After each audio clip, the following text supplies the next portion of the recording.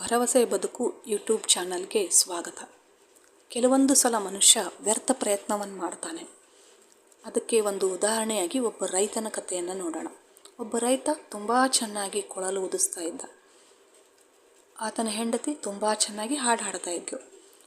ಈ ರೈತನ ಕೊಳಲಿಗೆ ಕಾಡಿನಲ್ಲಿರುವ ಪ್ರಾಣಿಗಳೆಲ್ಲ ತಲೆದೂಗ್ತಾ ಇದ್ವು. ಆತನಿಗೆ ನನ್ನ ಕೊಳಲಿನ ನಾದಕ್ಕೆ ಪ್ರಾಣಿಗಳೆಲ್ಲ ತಲೆದೂಗ್ತವೆ ಅಂತ ತುಂಬ ಖುಷಿ ಪಡ್ತಾ ಇದ್ದ.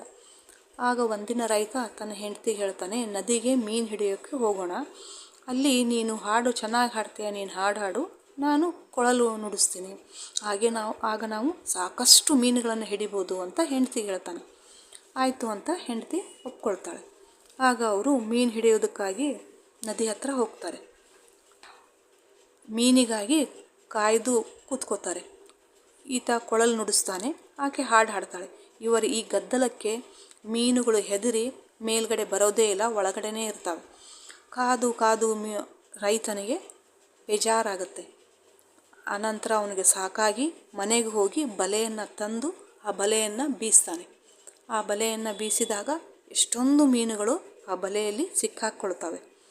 ಆಗ ಅವನ್ನೆಲ್ಲ ತಗೊಂಡು ಮನೆಗೆ ಹೋಗ್ತಾರೆ. ಆಗ ಹೆಂಡತಿ ಹೇಳ್ತಾಳೆ, ನೀನು ಮೊದಲೇ ಈ ಕೆಲಸ ಮಾಡ್ಬೋದಿತ್ತಲ್ಲ, ಬಲೆಯನ್ನು ಬೀಸಿದ್ರೆ ನಮಗೆ ಮೀನು ಸಿಗ್ತಾ ಇದ್ವು, ನಾನು ಹಾಡು ಹಾಡೋದು, ನೀನು ಕೊಳಲು ಊದುವುದು ಇದೆಲ್ಲ ಏಕೆ ಬೇಕಾಗಿತ್ತು ಅಂತ ಹೇಳ್ತಾಳೆ. ಹೀಗೆ ಅವರ ಪ್ರಯತ್ನ ಎಲ್ಲ ವ್ಯರ್ಥ ಆಯಿತು. ಮಂತ್ರಕ್ಕೆ ಮಾವಿನಕಾಯಿ ಉದುರೋದಿಲ್ಲ ಅಂತ ಅವರಿಗೆ ಅರ್ಥ ಆಯಿತು. ಹೀಗೆ ವ್ಯರ್ಥ ಪ್ರಯತ್ನ ಮಾಡಬಾರ್ದು ಅನ್ನುವುದು ಅವರಿಗೆ ಅರ್ಥ ಆಯಿತು. ಸತತ ಪ್ರಯತ್ನ ಪರಿಶ್ರಮದಿಂದ ಯಶಸ್ಸು ಖಂಡಿತ ಸಿಗುತ್ತೆ. ವ್ಯರ್ಥ ಪ್ರಯತ್ನ ಮಾಡೋದು ಅಂದರೆ ಗಾಳಿ ಗುದ್ದಿಸಿ ಮೈ ನೋಯಿಸಿಕೊಂಡಂತೆ ಅಲ್ವೇ? ಭರವಸೆಯ ಬದುಕು ನಿಮ್ಮದಾಗಲಿ. ಈ ವಿಡಿಯೋ ನಿಮಗೆ ಇಷ್ಟವಾದಲ್ಲಿ ಲೈಕ್ ಮಾಡಿ, ಶೇರ್ ಮಾಡಿ, ಸಬ್ಸ್ಕ್ರೈಬ್ ಮಾಡಿ. ಧನ್ಯವಾದಗಳು. ಮತ್ತೆ ಮುಂದಿನ ವಿಡಿಯೋದಲ್ಲಿ ಸಿಗೋಣ.